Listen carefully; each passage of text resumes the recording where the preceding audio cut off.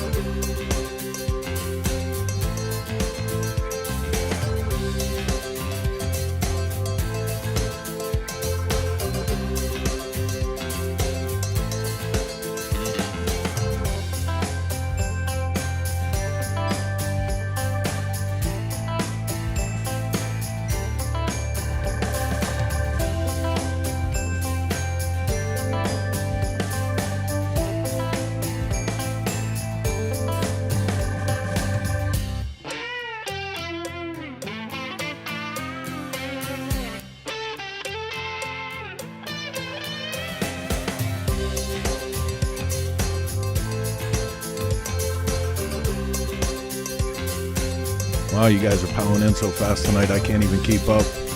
David Crum, David Moore, Brian Peltier, Steve Henderson, Walter Benarski, Nancy Weems in the house, Lancaster, PA, Keith Cronoff. Good to see all you guys. Bruno Capolo. Man, it's going to be a full house tonight, and with good reason. Fantastic guest. Always a killer show with these two. Pleasure to be here, Mr. Jason Sims. Good to see you in the house. Just a minute and a half. We're going live. Get ready.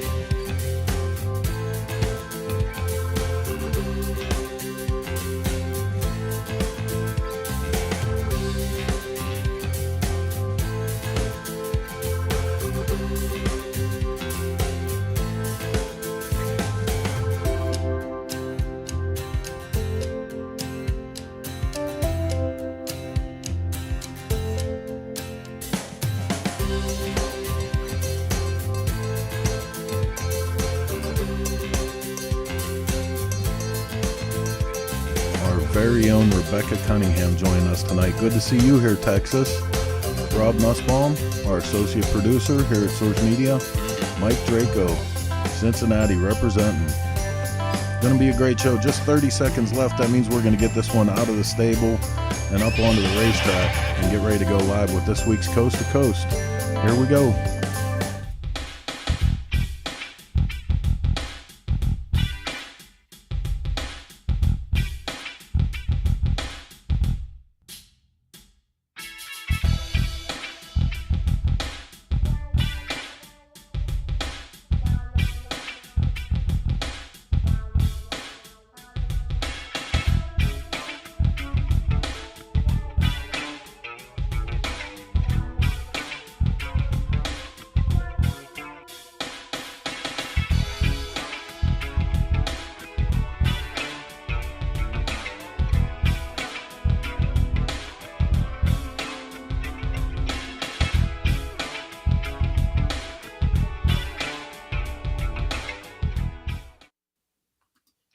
Hey everybody, happy Tuesday night, coming to you live from Maui, Hawaii.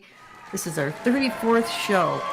Can you believe it? This is the 34th time we've done this. It's amazing. I want to thank everybody for tuning in. It's great to see everybody coming in from all over the country. Some new people, some old friends. Let's bring in my co-host, Mr. Michael Lichter. What's this Mr. business? There you are. Oh, Mr. Wait, is that your Friendlier dad? than Mr. that, aren't we? Yeah, right. Okay. Hi, Mike. I call you Mike. A lot of people call you Michael. I Well, never know what you like. But... Good either way, you know that. Okay. How was your week? It went by really fast. I don't know. It's like it seems like we were just here, but it's good. I wonder why.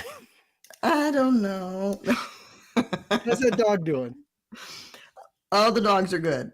Well, You'll be hearing them shortly. doing? How is that Oh, dog doing? the old dog No, the or young me? dog. Oh, the young one. She's good. She only What- bit me. She only bit me twice this week. Oh my God, what's she staring at? She's just a puppy, and she likes to mouth me. She loves me, so she bites me. Yeah, That's but which one are you trying to mellow out? the Labrador. Oh, the other one. That's the one that's old. We have an older dog. Oh, We have that's 4 okay. dogs. Yeah, And he's doing very okay. mellow. Yeah, I just keep him heavily medicated and cannabis tincture. Yeah, and I love your sympathetic attitude towards this. Viewers, take note. A little bit giggly tonight. No. Well, sometimes I have to make sure I'm not giving him too much. Well, So, I could join you. I could a drink. little bit. I could open this Rob- bottle of wine that Paul Yeah. Yacqui sent me. This beautiful bottle of wine. Ooh, what's that? What is that? Austin Okay. Hope Passarolis. It Ooh. looks really, really, really What's the good. name of it? And it's sitting here. But after embarrassing myself by drinking too much 2 weeks ago, I'm going to stay sober tonight and let you have all the laughs. I'm fine. Come on. Really. And Rob Nussbaum. Nacho is my man. Yeah, Nacho's the other dog. We'll talk about him later. He's a jerk. Anyway, looks like Michael might have taken off there for a minute. But let's talk about, oh my God, someone from Mexico City is on there? That's great. Very cool. I lost you there Wow. for a minute. Did you lose me?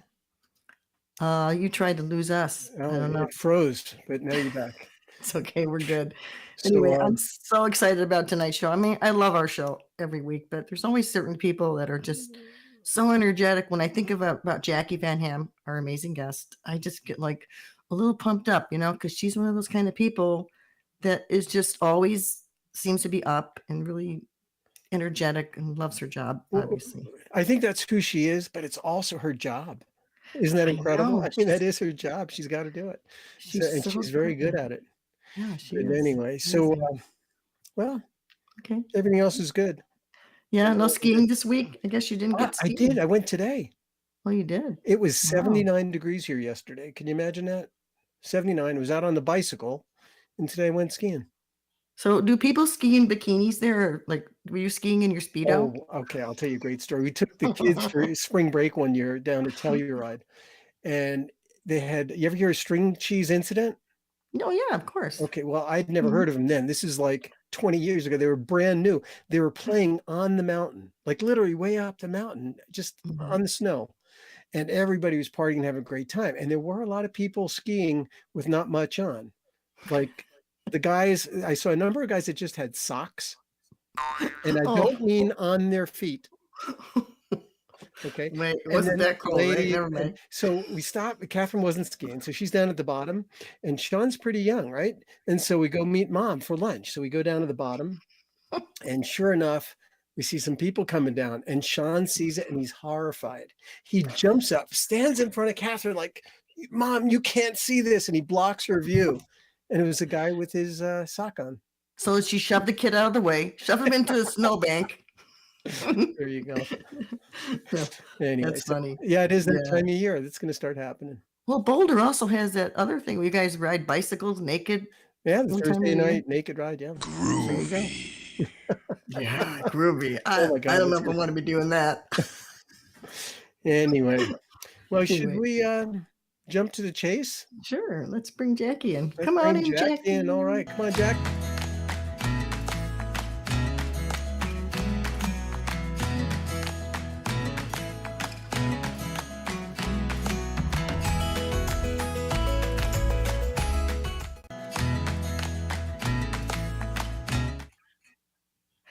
There she is.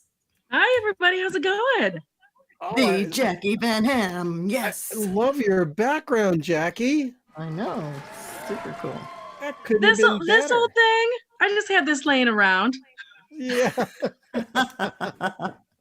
Perfect.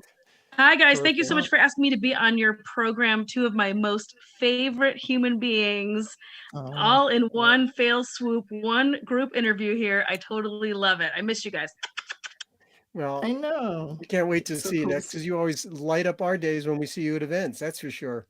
Definitely. You know, I must try to say, be lively. you're from Illinois. Go ahead. I'm sorry. Yeah. I said you're from Illinois. I'm from Illinois. There you go. And- You're both girls. So look at that. Look at They're both that. girls. That's because Like this is motorcycles? team Midwest is best. I will say, Jacqui, looking through your pictures, Hmm. you have a lot of different looks, because I think there's several pictures you can put side by side and not know it's the same person. What do you think? What do you say to You that? got to keep it interesting, Michael. You got to keep people guessing. Oh, That's I think it's right. awesome. Let's bring on some pictures while we're talking anyway, because I certainly yeah. love this first one with this just vivacious, wonderful smile. And I'd love to know what you're laughing at, though. Oh, I have no idea. This picture is from a gazillion years ago, from the very beginnings, early stages of riding motorcycles. And I had a good friend shoot these pictures with me, which always makes photo sessions a lot more fun and more candid. And, it was just a good time. I'm sure he was giving me some sort of grief about something or another, or I was just making fun of myself, because that is one of my most favorite things to do. If you can't laugh at yourself, I mean, I don't know what to tell you. I love to take the piss out of myself. Well, you probably wouldn't be a very good MC if you couldn't laugh at yourself that well. Is that right? Is that one of the ingredients? I think There you absolutely. go. You have to be willing to, crack jokes at all times. And even if you've got to throw yourself under the bus, you got to do what you got to do for the sake of the job. So I'm always willing to go ahead and fall on my sword and throw myself under the bus, and every other analogy you can think of. I'm always willing to crack jokes at myself. And I also think that leads itself to, in a lot of the other roles that I've played, whether it's, doing vlogs or interviews or doing interviews for race events, I always try to think of it from like fresh eyeballs. Like, I'm willing to ask the quote unquote stupid question, because not everybody has the same background. Not everybody understands motorcycles the same, or That's racing right. the same, or whatever topic we're talking about. And so I'm always willing to like think about that question of like, if I was just totally dumb, which maybe I am, and was just watching this thing with brand new fresh eyeballs, what would I want to know? Yeah. What would I not That's really understand? cool. Well, I think that's I like the story about you growing up and in your brothers with your dad with the motorcycle. Tell that story, because to me that's pretty cool. Like your dad So- gave you a bike, so and what that's- did you do to that bike? Yeah, so that story, and thank you for catching it on one of my other interviews, because it's a tall tale. It is a well told story of mine, I should say.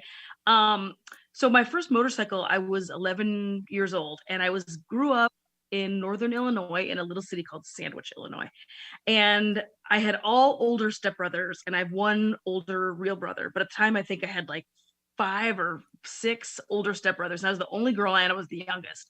So I definitely was a little bit of a tomboy, and I always, loved being in the garage with my dad. My dad would build go-karts from scratch, and he would work on cars, and he'd work on four-wheelers, and we just always had like power sports and automotive stuff in our lives. My dad is a car salesman, so I literally have always grown up around cars, especially. And we were at the pizza parlor, like you do out in the rural areas, on a Friday night. You take all the kids to the, Pizza Hut or whatever the hell it was, and the parents all sit around, drink pitchers of beer, and you give the kids a roll of quarters, and we all played computer games and video games. And over the course of the evening, one of the dads was looking to load some sort of little displacement bike. I honestly don't remember what it is. I really, really wish I did, but I don't. But some sort of small displacement, 65cc, 85cc bike. And I convinced my dad that it was a good idea, that I really needed this bike. I'd never ridden a bike. We didn't really have a lot of bikes. We had more like four-wheelers and stuff than anything, like go-karts.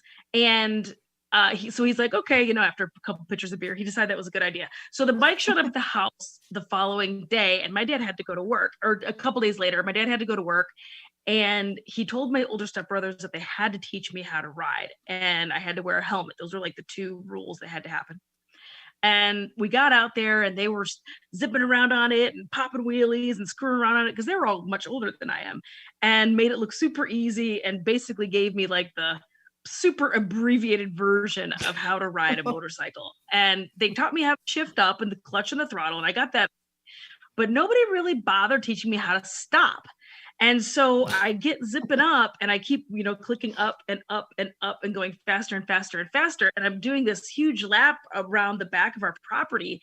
And I look up, and all I see are these fence posts getting closer and closer and closer and closer and closer. And sure enough, I just completely target fixated, slammed into these posts because I didn't know how to stop. So I kind of I laid her down, as they say in chopper speak. I had to lay her down, and I hit this fence post and flipped over the handlebars and smashed myself splat on top of the tractor that was parked next door. Luckily, I didn't really seriously hurt myself, but I definitely scratched up my face because I didn't have a helmet on either, which was a huge no to my dad. Oh my goodness. But I didn't, because my stepbrothers didn't give a shit. And I splatted myself and, immediately burst into tears because I just was a little kid. And they scooped me up and scooped the bike up, threw the bike in the back of the barn, threw me in my bedroom, and said don't tell your dad, and slammed the doors, and everybody ran for the hills. They scattered like rats off a ship. And my dad did come home, of course, and was wondering, where was Jacqui, and where was this new bike that I just bought her? What an awesome present. What a great dad I am. And there's no sign of the bike. The boys are all hiding. I'm hiding. So he immediately knows something's wrong. So comes tromping up the stairs, throws open the door, sees my face all banged up. And all he says is, "You were wearing a fucking helmet."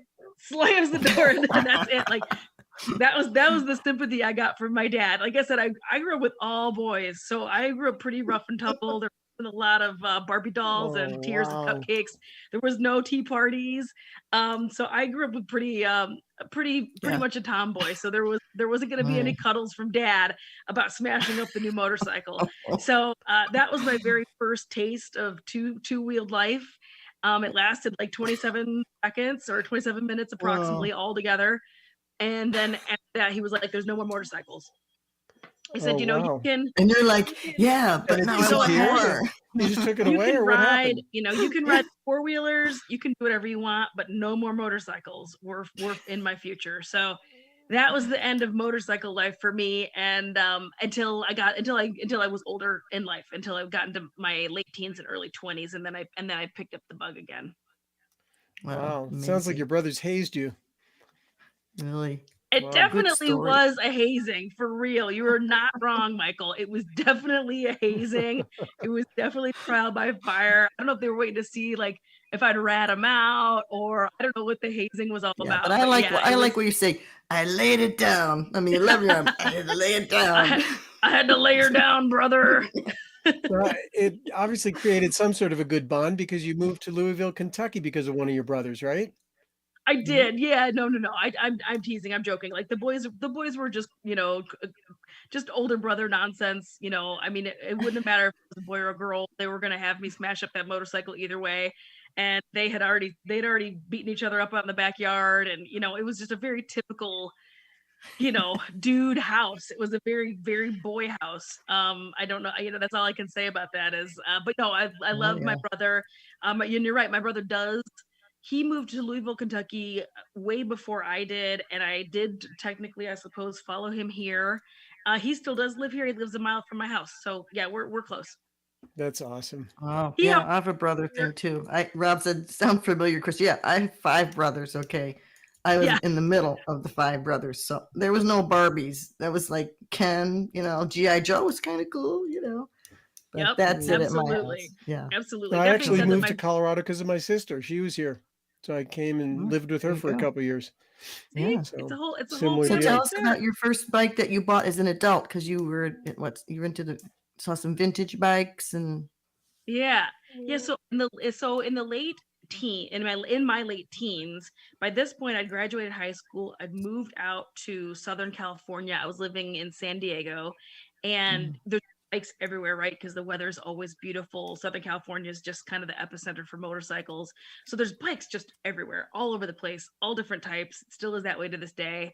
And I started dating somebody who also, not too surprising, I suppose, but kind of weird, was also from the Midwest. And he was into vintage bikes, and he would get this magazine from the Midwest called the Walnex Cycle Trader. And the Walnex Cycle Trader, I don't know if you're familiar with that, Chris or Michael, but yes, I am. I know Buzz and Pixie. Okay, so this is Buzz's Cycle Trader that's been around a million years, and it is what it says it is. I'm not pulling any punches here. There's no surprises. It was a cycle trader, but the cool thing about it is they would repop articles from the original era that the reviews and specs and things like that came from different magazines.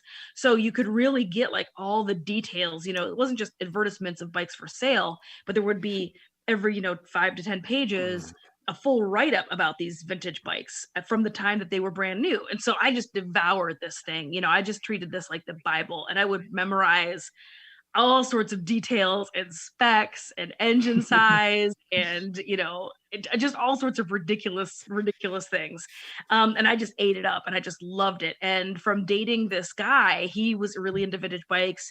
He started with Hondas, but then he moved into Brit bikes after we'd broken up and stuff. But anyway, he kind of helped foster this love of vintage bikes, and I just loved the look of them. I love the soul of vintage bikes. I love the simplicity of vintage bikes. I just really, really fell in love with it. And I just would read these magazines every month, even after I wasn't dating that guy, even after I moved away. I would still pick up the Cycle Trader whenever I could find it. And again, just keep devouring it and keep just eating it all up until I had my heart kind of set on the first bike that I wanted. And it's kind of a toss up between the two. There's the one that I actually got, which was at the top of my list, but then the other one is like, they were like neck and neck. And it's of all silly things, it's a Honda Cub. I am obsessed with the Honda Cub. It's the most widely produced motorcycle in the existence of all motorcycles. It's just a fantastic, small, cute. I love that it's very utilitarian. You just kind of you run errands with it. You do what you got to do with it. It's not. Let's bring on photo number 3, which shows off what we're talking about here too.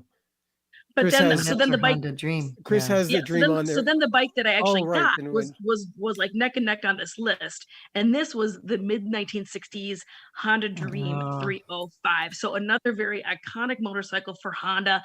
This was their first entry into like tour type motorcycles. Believe it or not, people actually toured across America and across countries on this bike, a little 305cc machine. But at the time, you could get it with racks and hard bags, rad little buco bags. You could get all sorts of accessories for these bikes. And this was truly Honda's first version of a tour bike. Now, I know that now because I'm a nerd and I study motorcycles and all that jazz. But at the time, I just loved it because of the way it looked. It's got those big swoopy fenders. It's just very cream puff looking to me. I love the style of it. And so this I actually purchased in Northern Illinois. Also, I found this. I think I bought this off the Cycle Trader, of all small full circle type stories. I think I tracked this down on the Cycle Trader, and that was my very first motorcycle. Was that little 1964 Honda Dream? That bike was a lot of people's dream. I remember the Honda Dream was the bike when I was a kid growing up. Everybody wanted the Honda Dream, But yeah, definitely. Yeah. It's a neat. Was that your first helmet also on you there? Yes. So that Davida helmet, that pudding bowl helmet, was my very first helmet. I had that helmet, I think, 2 years before I even had the bike. Like, I was so ready for it. I was so ready for this like cafe racer vibe in my mind, so that should have had goggles on the top of it. I don't in this picture, but it's cooler with the goggles. Oh, that's this helmet right here on my screen. That's another Davida with the goggles on it. So it's got that full vintage, feel to it. Yeah, I just was super, super ready for that bike, ready for vintage life, ready for that style. I just really love that bike. And you're right. Anytime I would ride that bike, I would get pulled over or stopped by people, even police officers or people in cars next to me. People freak out about it. But the thing that really cracks me up about the Honda Dream, just to nerd out about vintage bikes, is it never hit collectability status. Like the CB350 got more collectible, the CB750 got more collectible. Sandcast CB750s went crazy collectible. There's all sorts of other Hondas that became much more collectible, and now the mini bikes are crazy collectible. The Dreams have always just been like a sleeper. They've always been $2,000 to $3,000. You can still find them today in decent shape for a couple grand. They never went crazy. People never cut them up. They never became a custom. They're just this consistent. Yeah, they didn't make choppers out of those. Why not? Why? You don't see any choppers out of the Honda Dream chopper. Now that would be a challenge. Cool. That would God, we got to make one. That would be a challenge. Probably equivalent to you making your little custom scooter last year, Chris. Oh, the little Strider. It's going to be it's coming up for sale at Meekum. There you go. Yeah, very so cool. I know. I love that. You did such an excellent job. The mini of your Cannonball bike, you mean? Yeah. It was fun.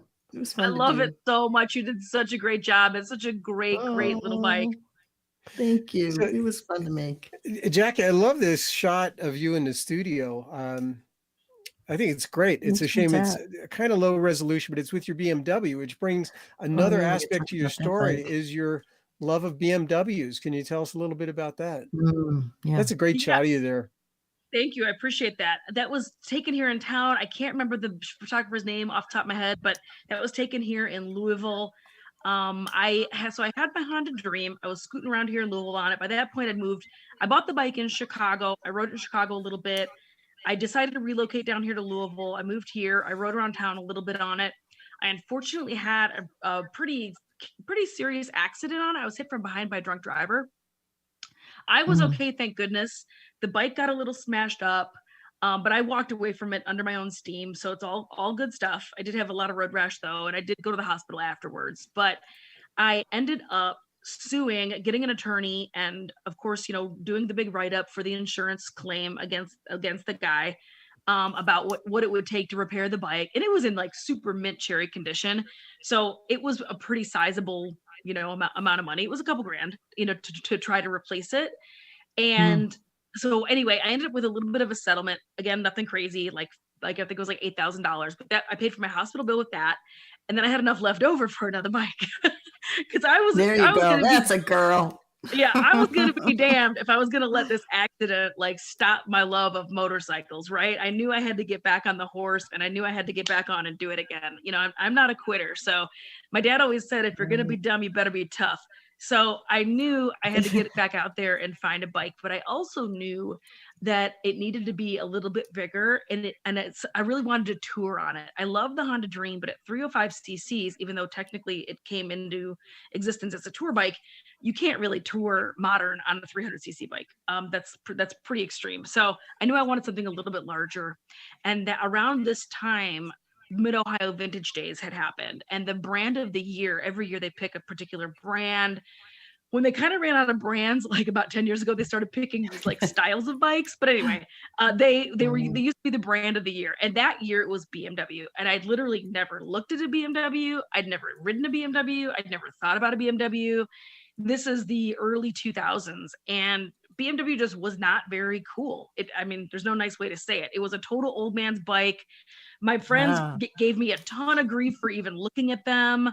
And I just got an earful from everybody about even looking at these bikes over the course of the weekend. But the thing that blew my mind is that in the Wayback Machine, and I think you still can, but I'm not 100% certain, but in the Wayback Machine, you could keep track of your mileage on your BMW by photographing it, documenting it. And when you had either 250,000, 500,000, 3/4, or 1 million miles on that BMW engine, you could send off that documentation to BMW Germany, and they would send you a badge. And at that time, at the Mid-Ohio Rally, there was bikes with Alaska plates, there was bikes with California plates, there was bikes with Washington State plates, and they had 500,000 and million mile badges on them. And my mind was just like completely blown. What a great idea for the company to do that. You could tour for right? 1 million Totally. miles on a vintage bike. And I was like, that's perfect, because it's vintage, so it looks how I want it to look. It's a simple machine, it's intake, compression, power, or exhaust. There's no computers, which makes me more comfortable that it can be repaired. Or at least you know what I'm saying, like it just makes me a little less nervous about the computer thing. And you can tour on them and do 1 million miles. And so I got on the interwebs again and got on eBay and tracked down this BMW. It was in central Illinois. It wasn't too far from where my dad lives, so he went in a truck and picked it up and brought it to me. Again, completely sight unseen. To that point, I had never even sat on one. I'd seen them at Mid-Ohio, but I never asked anybody to sit on them. And you don't just sit on bikes. That makes you a jerk, right? So I'd never sat on one. I never ridden one. I'd never started one. None of it. And it just showed up, and my dad unloaded it and was like, here you go. Good luck. Well, it was a match made in heaven there, I have to say. Hey, let's take a quick commercial break, and when we come back, we want to talk about when you shipped your BMW over to Europe and rode around Europe, and so many good stories. Let's take a break, and we'll be right back, you guys. Hang on.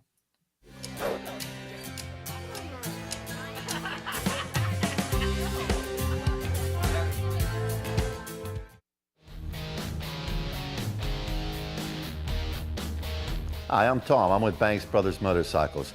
One of the things I want to show you today is our new improved engine puller. The changes to this machine has been in the arms and in the hands. We put heim joints in the hand to allow rotation of the engine, which makes it easier to get it in and out of the frame. With the angle change, we have equal clamping pressure on them. And over here we have what's called the posi lock, which allows this to be locked in place and the engine can't swing from side to side. And we're going to show you just how easy it is to pull the motor out of the bike right now. George is actually going to come in, make contact with the cylinders, tighten it down, and he'll pull it out of there. You lift it up, rotate it, and bring the assembly out of the frame. You see the motor starting to move and it centers itself. This allows no side play once the motor's in place, and it keeps it safe. It can't fall out. Visit BanksBrothersMotorcycles.com to order your Banks lift.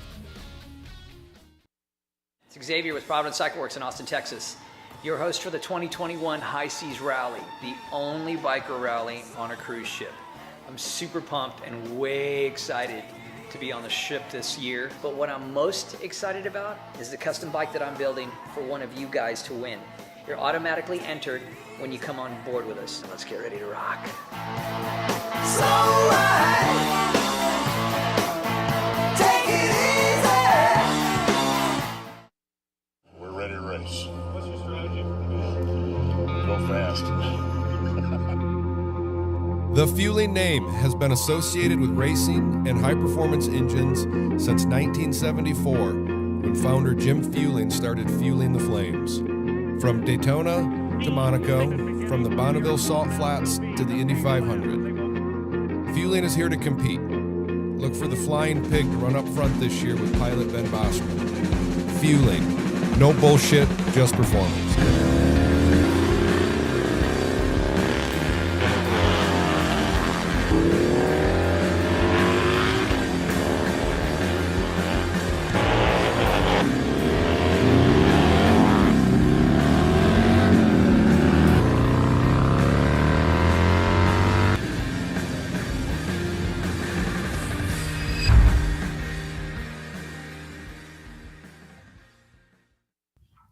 Cool. The only commercials I like watching are ours, you know? I don't watch commercials at home. I fast forward through all that crap. I want to go on that cruise. You do? Really? Yeah, it looks like you're on an Wow. island. Come on, you're in the middle of the ocean. I'm not. Have you ever been on a cruise? I have. You I have? went up Yeah, to you like it? Alaska on a boat.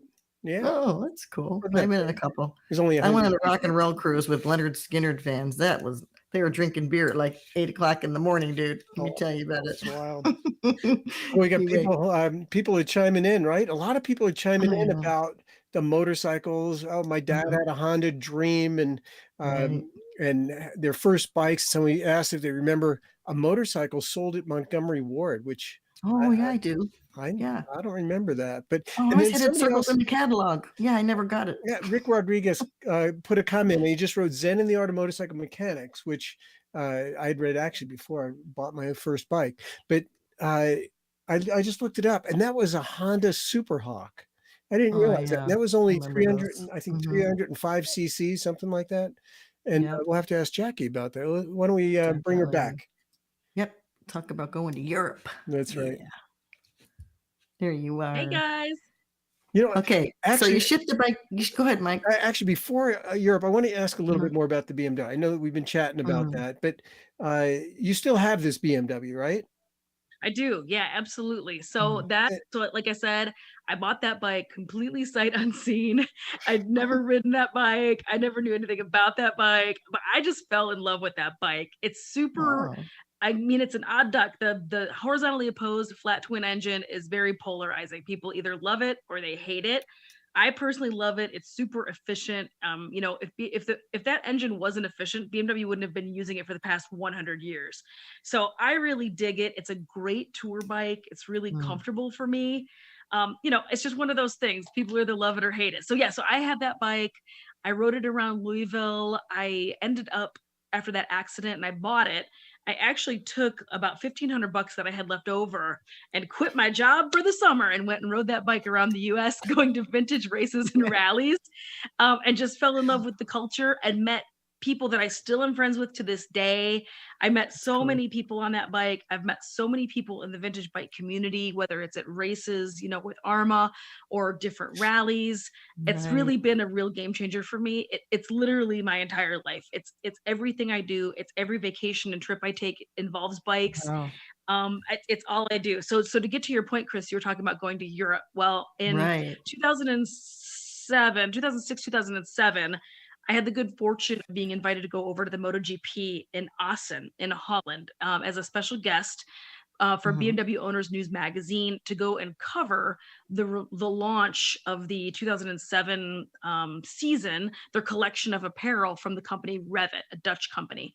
And they hold their Oh, yeah. annual meeting at Mhm. Assen at the MotoGP in this really dope hospitality suite. Oh. And it's really sick and really awesome. And I got the chance to go. And I just fell in love with the European motorcycling community when I went. It's so Sure. huge. Were you And it was already doing commentary stuff before this? Were you already Oh, no. doing stuff for brands? Or That didn't that happen came until later? way later.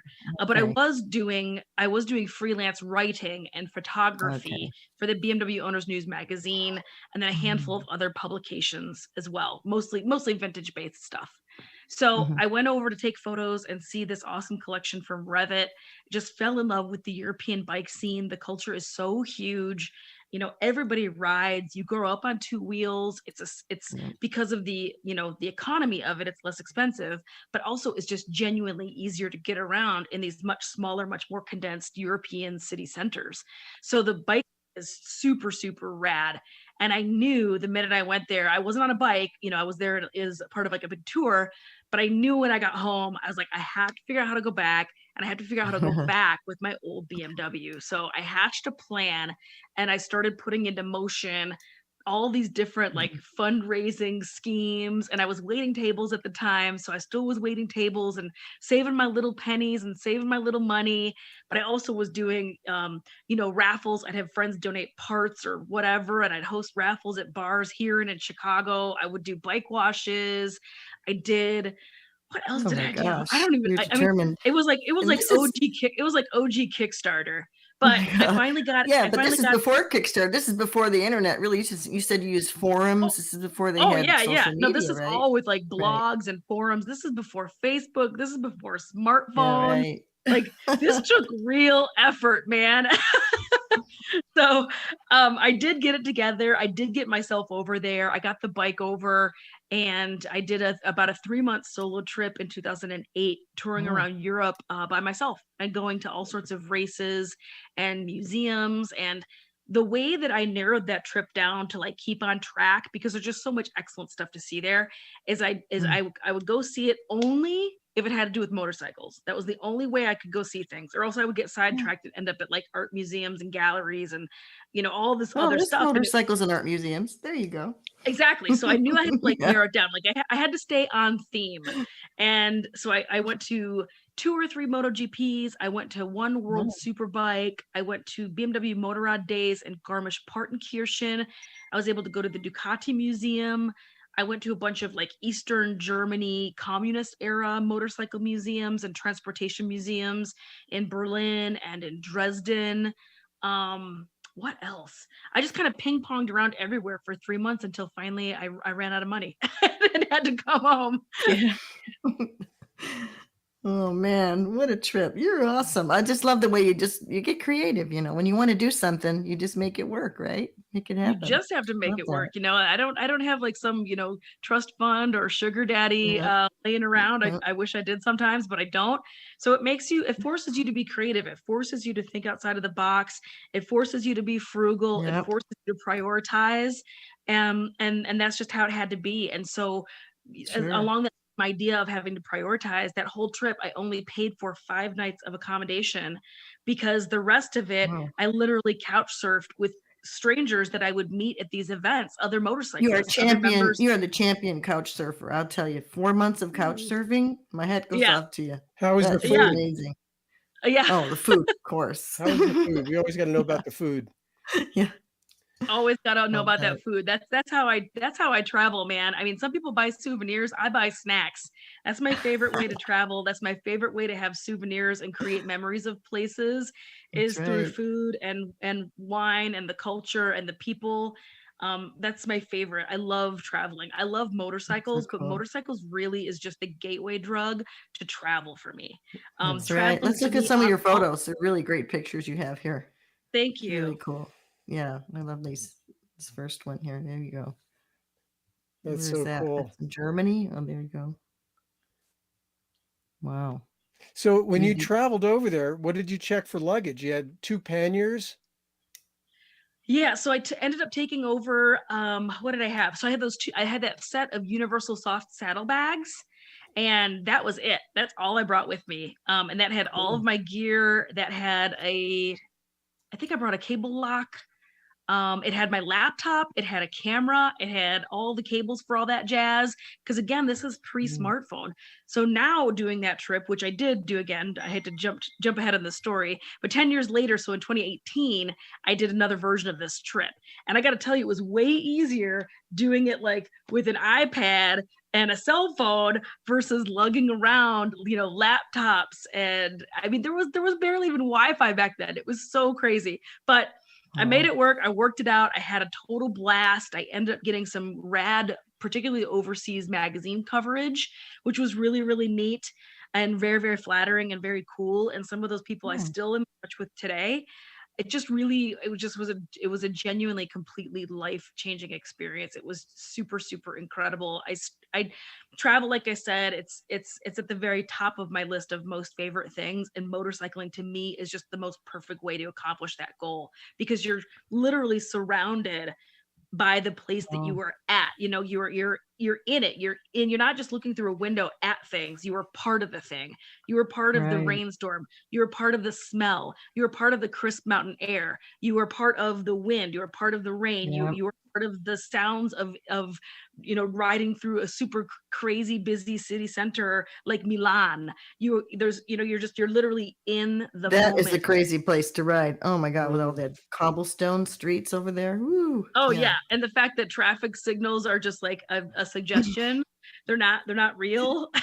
Yeah, well, if you feel like it, you can stop. Yeah, you've got some great pictures. So really, this trip, you met so many people, you made so many connections with some of these, with maybe BMW, did the MotoGP, the Motorrad. So is this what kind of led into you doing the commentary and the hosting and the spokesperson stuff? Really? Definitely. So the first thing that it led into was like spokesperson type work or brand representative type work is the better way to say it. Spokesperson sometimes gets misinterpreted as the pretty young women that are hired to like stand in a booth. That's not me. That's not my thing. That's different. I like to eat food. I don't like to wear high heels.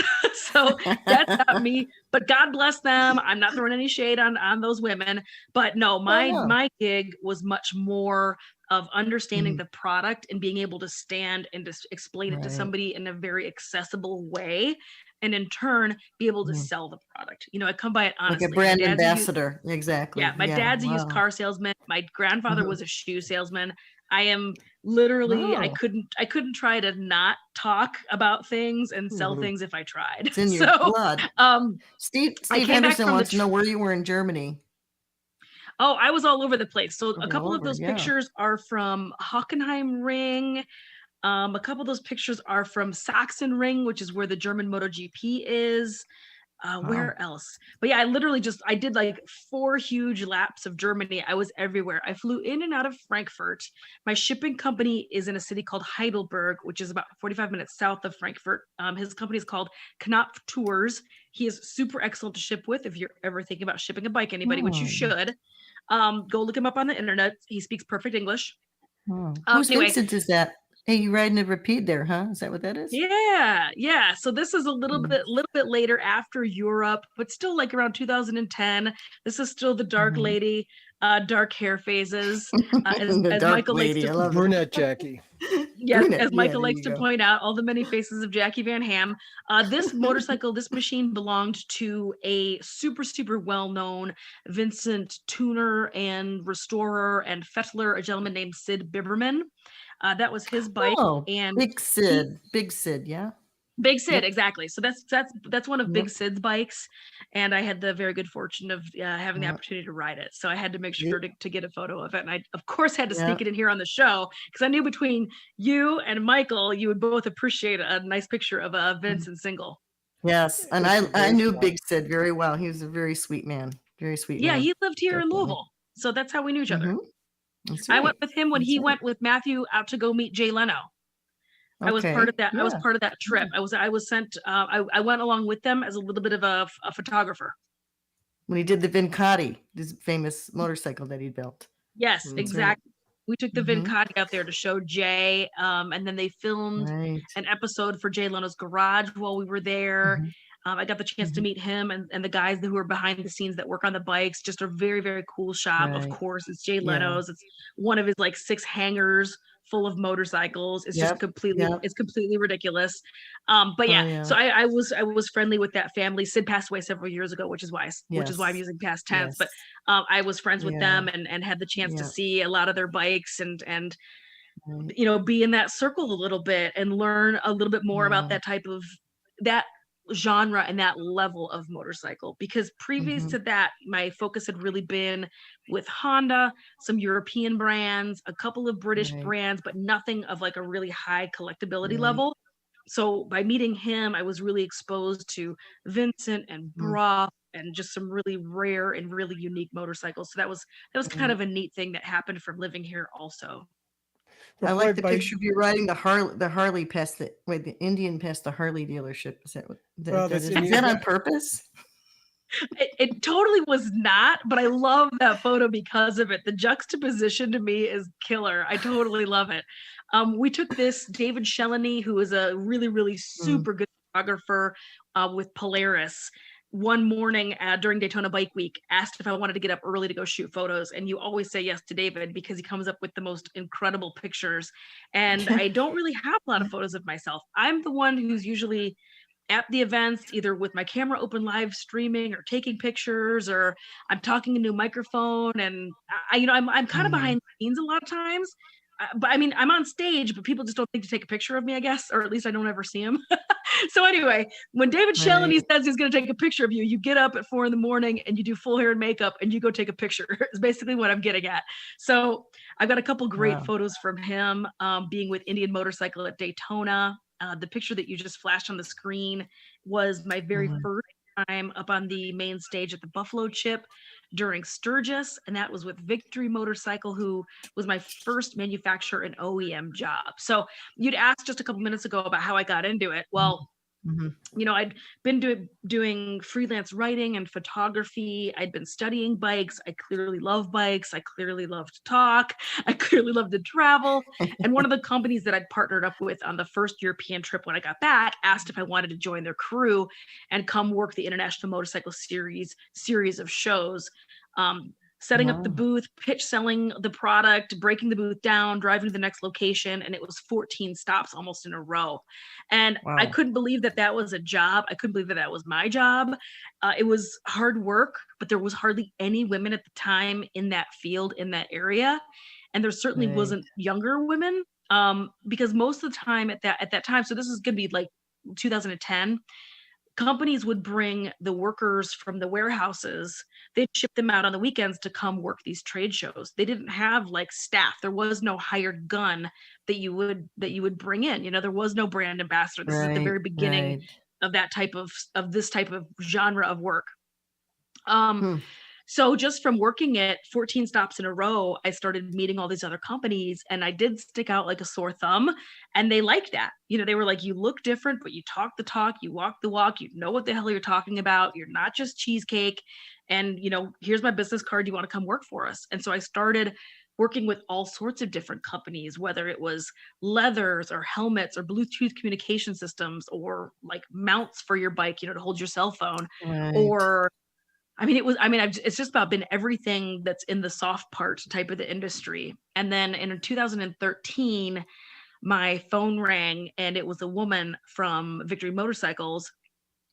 who said that I had been referred by another announcer, and that announcer was a gentleman named Dump Truck, who announces out here in the motorcycle space. And of course it was Dump Truck. yeah, because she was friends with him, and she approached him when he was working with Harley in in that fall in 2012, and said, "Hey, we're thinking about making a change. We're looking for an announcer." And he was like, "Excellent, like, yeah, kick ass, I can't wait." And she's like, "Well, we're actually looking for a female, and she can't be fluff. She can't be booth candy. She's got to walk the walk and talk the talk, and she's got to know bikes, and she has to ride."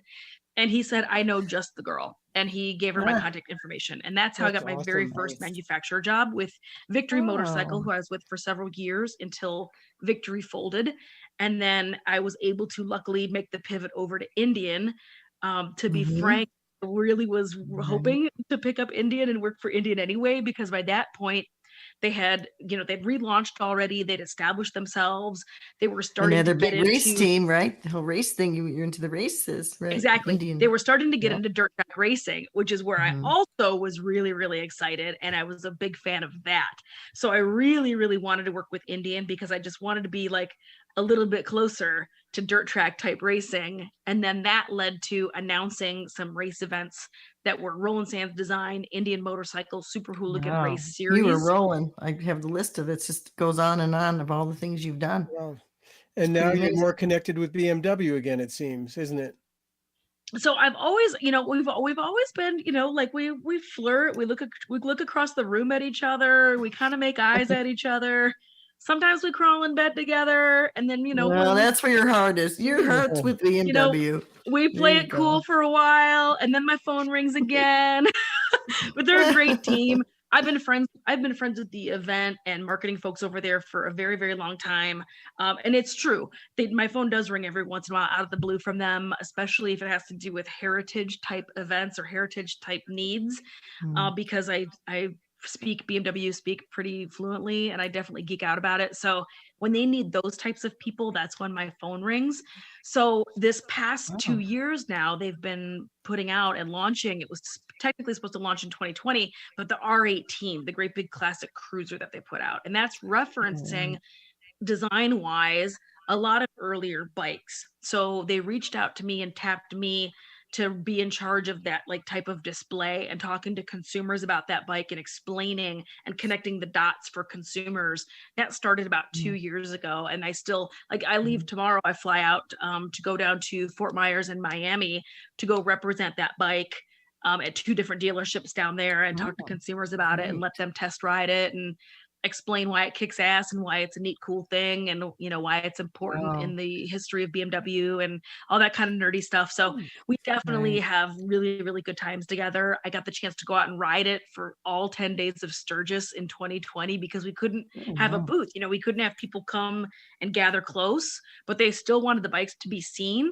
So they shipped a 6-pack of them over from Berlin directly to the dealership in Sturgis, and myself and 5 dudes jumped on them and rode them around for 2 weeks at Sturgis, and actually got to go ride during Sturgis, which I've never gotten to do because I'm always working. Wow. So we had that was just for the bike to be seen? Yeah. That was the whole so this idea was there? for an opportunity for consumers to be able to see the bike, but also to gather on social media for it. And how does that go? I mean, you've been so involved with Harley and, of course, Indian crowd now for a number of years. Do you ever come on your BMW? I know you could borrow bikes when you get to events, but do you ever bring your own BMW to these places? I haven't, only because that bike was over in Europe for a couple of years because I went back and did that trip again, and I left it for a little while, and then I had it shipped back a year later. It's usually also just kind of a time crunch. And it's just easier to fly in and out and borrow a bike, to be honest. And especially if I'm representing a brand, it's important to truly represent the brand. And if you're going to talk the talk, you gotta walk the walk. Yeah, they want to sell their new stuff. Wouldn't appreciate you being on a BMW representing Indian. Although when you're doing progressive, that wouldn't really matter. But even then, their crowd is really the Harley Indian crowd. Well, yes, but no. There's a huge, it's so funny because I'm in so many different crowds, which I'm really proud of. I'm proud of the fact that I have not pigeonholed myself out here into one fraction of this community. Motorcycling isn't really very, very large anyway. So to pigeonhole yourself makes making a career out here very, very difficult. You have to really be open to lots of things, I feel. And at least that's the path I've taken. Now, lots of people take lots of other paths, but I really stick by my guns. My tagline for all of my media, all of my vlogs, all of my shows is all things motorcycle, because I mean it.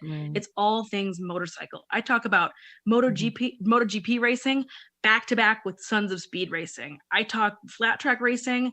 I talk, Moto America. I talk V-twin. I talk BMW. I talk V-twin. I talk Brough Superior. I talk about all of the motorcycles. Okay, who's this guy right here? This is one of those announcers that you famous guy right here, right? Yeah, this is an event called Moto Beach Classic. This was a great big huge Roland Sands event, and they live streamed it with the help of the petroleum company Valero, and it was this huge 3-hour live stream.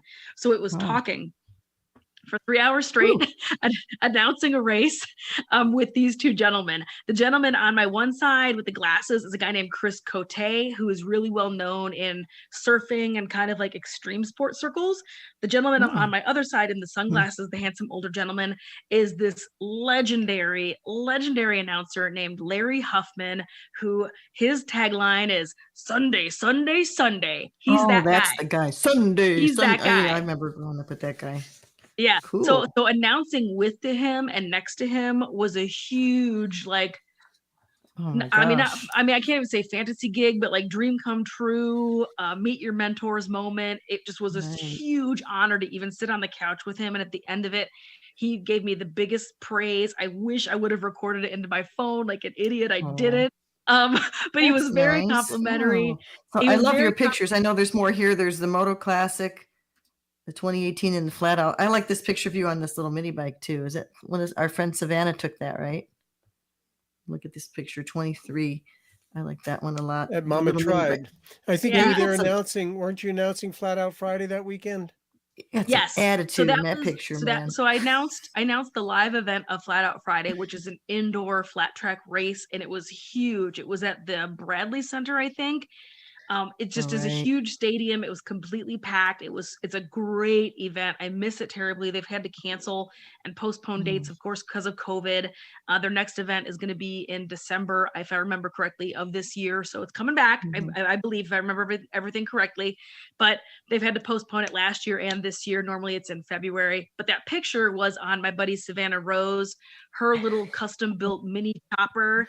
And she snapped that photo of me. And I think that's just a great photo. And I love her to pieces. She's another really kick-ass woman working out here in the power sports space, which is not a whole lot of us. So we have a tendency to kind of flock together. And also it's just an awesome time to like share war stories and pick each other's brains and talk about what you're doing, what you're getting into, what's next, as well as networking. She's definitely turned people on. She's definitely turned people onto me as far as announcing, and I've definitely turned other promoters onto her if they need media. It's just a great circle of these really, really kick-ass women in motorcycling. There's kick-ass dudes too, of course, Michael Lichter and all my other favorite guy friends. But I love my women in motorcycling, my women that work in motorcycling, because it's just it can definitely have its challenges.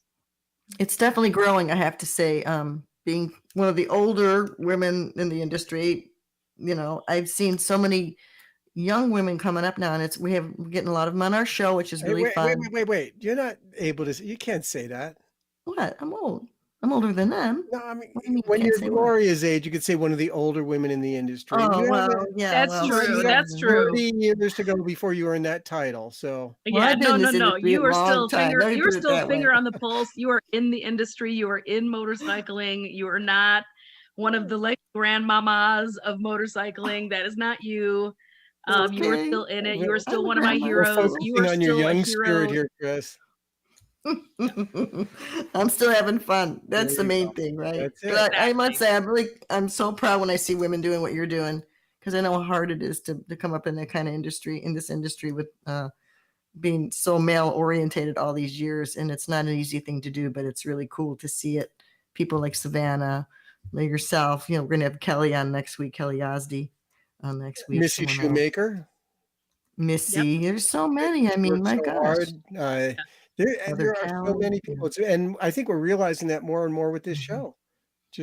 We are. Our list keeps growing. I mean, we started this show. We're like, okay, who are we going to get? Who do we want? And it just keeps growing and growing. We have pretty deep pockets in terms of who we know, but we are getting great suggestions from our viewers. So I appreciate that as well. So keep those coming. It's and if anybody wants to send us a message through Mike's website or my website, Mike at liquidphoto.com, direct. Right to my desktop. That'd be cool. There you go. Yep. Well, so I think we may need to. Well, I think we should. Let's show the last couple of photos here because I think it's so cool. Yeah, you got to ride that R18 all over town. I am curious about it because I have not ridden one. Yeah. What is that like riding that beast? It's a really good time. I really enjoy that bike a lot. Yeah, this is a beautiful custom from Soul Moto Custom out of New Mexico City. That was at Moto Bay Classic. That's the slide you just showed. Just a really dope custom bike. And I'm friends with the owner and he let me take it for a little shred around the parking lot real quick. So that's the R18 on your screen right now. A great big, huge classic cruiser. It's 1800 cc's. It is a big, big twin. It is a big, big bike. That being said, though, the Boxer engine is so balanced. I mean, literally, it's the exact same size cylinder heads on each side. It has to be balanced. It's the same, but it's also nice and low, so it doesn't feel very top heavy. But here's the way that I explain this bike the best: is that bike to me is like it has the soul of a vintage bike, but then a couple little like performance pluses of modern bikes. So it's kind of a perfect mishmash, especially for me because I love riding my vintage bike, but it's like, I wish I had heated grips. This has heated grips. I wish this bike had LEDs. This bike has LEDs. Yeah, it does look very retro. Almost makes me think, I know this is a big stretch, but like a 4-cylinder Henderson where there's a lot of engine there. You know what I mean? You can see this big block and the same thing with this. You see this big block there and it looks like it has a low center of gravity, very little vibration. And looks like it just goes and goes and goes. So I could see that point, but it's still a big, heavy bike. It is. It's a lot of bike for sure. It really doesn't feel like it though. I mean, I'm only 5'2". I'm very, very comfortable handling this bike and pushing that bike around. It's a really, really lovely, neat thing. That being said, though, I do always take a moment to explain to people that bike is a very particular heritage machine. If you're thinking that it's a new BMW, so it's going to have all the new BMW bells and whistles because that's what they're known for, it's not that bike. It is a very analog feeling bike. It does not have the new variable valve engine, and it doesn't have it doesn't have all that stuff on it. Doesn't have like 6 different ride modes. as long as it has brakes, right? Exactly. There you go. It's just a very cool, neat, simple machine. It does have a couple little bells and whistles like I mentioned, but it does vibrate because it's 2 huge 900 cc pistons slugging it out back and forth. So it does have a little shake, which BMWs, if you ride vintage BMWs, that makes sense to you. My 750 cc bike shakes, and then it's a shaft drive. So it's got a little bit of a scoot, when you get on the gas. And that's just another thing that you're either familiar with bikes that feel like that, or you're not, and either you love it or you hate it. Hey, everything I ride shimmies, okay? Every motorcycle I ride, because I ride all the old stuff. Yeah, a lot of guys. So the guys that I all work with ride new bikes. They ride modern bikes, and they ride like the new 1250 GS, and they ride fancy sport bikes, and they ride all this new stuff. Well, I ride like old, shimmy, shaky, old stuff. And so when I get on this R18, I am at home. I am like a pig in poop. Like, I love this bike. It is super comfortable to me. It has all of the like old bike feels. I just love it. But again, it's a very particular machine for a very particular rider. Well, what about the R9T? Is that also vintage feeling or not? So that's it's in the same category of bikes from BMW called the Heritage line. Because it is. That's the one I'd like to get on one of those for a few months up in the That's mountains. A great bike. The engine is completely different. It's not the same as the R18. It's about 1200 cc's. And it puts out some nice power. It's got some nice vintage style to it. There's lots of great accessories for it. I love the R9T. It's a brilliant bike. Ola Stengard is the lead designer of that machine, which if you're a design dork, you know that name. His hand was all over that bike coming to market, and it immediately sold like gangbusters. It was a total blockbuster for BMW, and it has been ever since. It's just a really great bike for them, and it just fits that niche perfectly of people who want a little bit of that retro style. And you can get that with the paint, with the accessories for the bikes. They have all sorts of beautiful bags, seats, and you can get different paint schemes from the factory, and there's just really neat stuff going on with both the R9T and the R18, and they're both in that heritage category, which is kind of, I'm sure we could get you one, Mike. We got to get you on one, Mike. I wanted to get on the 9T. That's, I've had my eyes on that for a long time. I think it's a great bike. It's a very cool bike. Writing about it. Yeah, I got to talk to their, see if I can get a press bike for a loan or something. But I think that'd be a lot of fun in the mountains. And of course, I'll have a lot of people like pointing and laughing at me saying, what the hell's he running? So I think that'd be worth a laugh too. Right.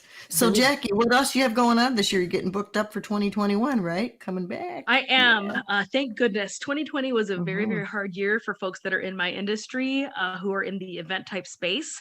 It was a pretty rocky ride, but thank goodness it feels like we're turning the corner, and we're coming on through, and we're continuing on, and my phone is indeed ringing. Thank goodness. So I've had a lot of great phone calls. I have for the past 2 months now. I'm finally firming up that calendar. I just got back from a race event this weekend. I'm gone the next 2 weeks with BMW down in Florida. I come home for 2 weeks. Got another big race at Lima, Ohio, which is a very, very important, very historical racetrack here in the United States. It's a dirt track, flat track race.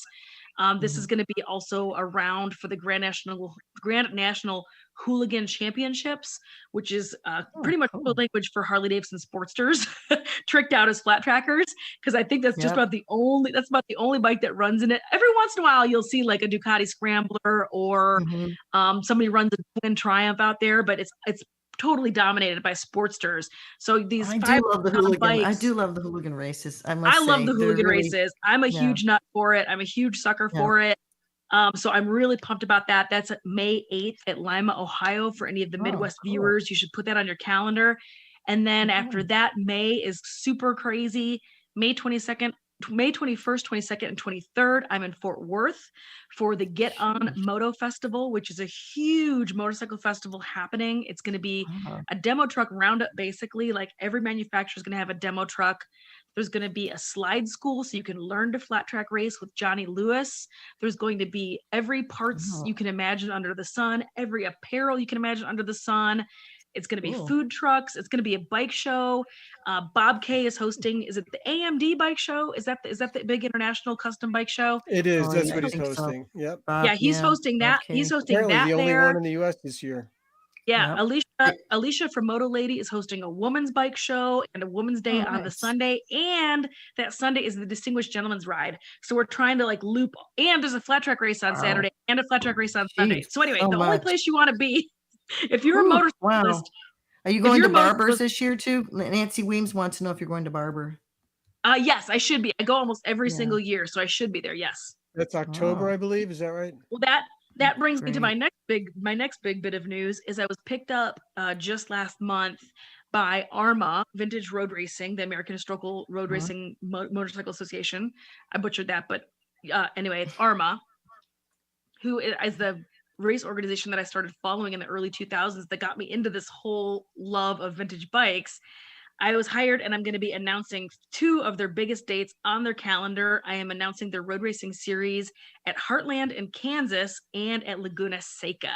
I don't have Barber on the calendar with them yet, but I'm hoping to. There you go. Put it out there. You'll get it. Well, you know what? I think we better wrap up soon. But before we do, I want to, lending to the international flavor that you've put on things with your European trips, just to let you know, I mean, this has been a lot of commenting, but I think this is particularly cool. We had Maxi from Argentina chime in. We've had Amran from Singapore. Mexico. Nugra, if I'm saying that correctly, it says hi from Indonesia. And we had our good friend Mike Podger from Prince Edward Island in Canada. These are still all over the border. And I think there's one more. Richard Desperate. I think it's a Polish flag. He said regards from, and it's a flag. And I Yeah, think I saw that. I was trying to figure out where they think was it's from. Poland. And then one last one, Huh. Edgar from Mexico City. Now that's the most foreign countries we've had chime in so far. I think that's like 6 or 7, which is awesome. Very That's really cool. Yeah, right. We could show Jackie's website too. I think we have that. queued Yeah, up let's there. show people where they could find her. And we got to wrap up. We're kind There of going she over is. tonight with such a great story. Yep.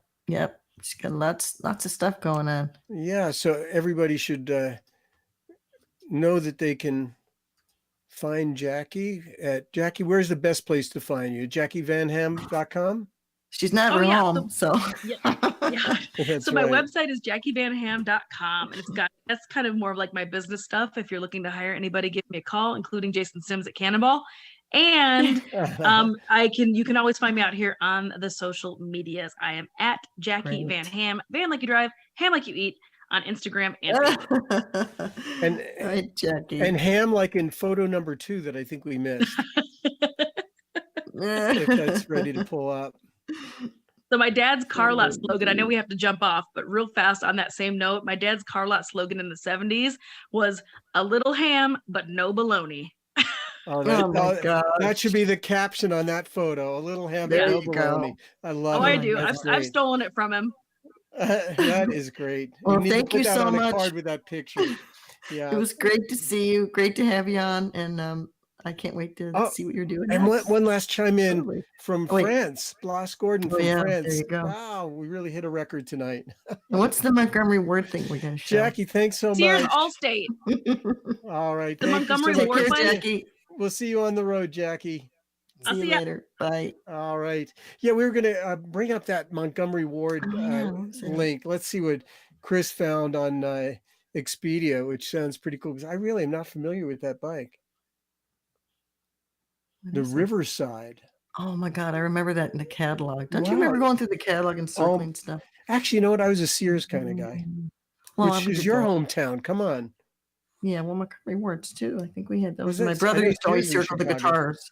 Yeah. Chicago, yeah, that's right. So cool. Wow, that hour Well, went so quick. It was sure like, did. phew. But, we didn't even thank so many of our viewers, but I did comment about all the ones from overseas. I think that's 7. I got to count them up.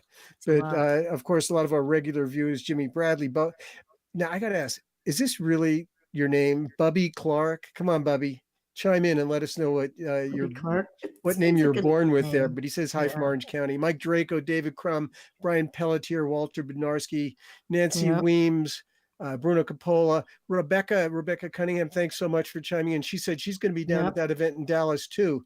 Carrie That's awesome. Patchett, our friend from Cannonball Days, and Rob Mhm. Nussbaum, our really devoted viewer and host of Cannonball Chronicles tomorrow Yep. night. And tomorrow it's- night they've got Richard Campbell on. Really great guest. I can't wait to see Excellent. I'm tomorrow's glad you got show. that on there. Yep. So don't forget to tune into the Cannonball Chronicles tomorrow night, and of course Sunday night to Shop Talk. Yep, and I want to Wonderful thank all our flagship show, sponsors. Cycle Source. Oh, There you go. Check out my site There you while you're go. at it too. Yeah, Oh, and you know awesome what? I stuff. want to thank everybody that bought those prints for the Mhm. for that charity, for the Vets charity down in Florida, because thanks to Old Bike Barn, they actually Yep. covered all the expense of the prints with the lab. Wow. So they cool. covered they covered the shipping and the print costs. So it was an over the $5,000 donation to the vets. Oh, well, thank you for doing that. I got mine in right under the wire. Well, thank you. Thanks to everyone that ordered a print. That was really Yeah. cool. So That's awesome. thanks Well, very thanks much. to our. Do we thank our sponsors, High Seas? You want to go on that? Yeah, I Thank want to you on go. that I want to go on High High Seas Seas. I Biker think that Rally. sounds really good. I'm a little nervous because there are going to be so many Mm. events coming up sandwiched together. Like Jackie mentioned something about, I got to look that up, but So much going on. Yeah. coming to Milwaukee for Mama Tried in December. Does that mean they're going to have another one in March? I don't know. I don't think so, but maybe. Or are they I don't know. permanently moving to December? There's going to be a lot of back-to-back shows this fall. And Yep. it's going to be, we're going to build up, and bam, it's all going to be on top of each other. Oh my gosh, it's gonna be. I know.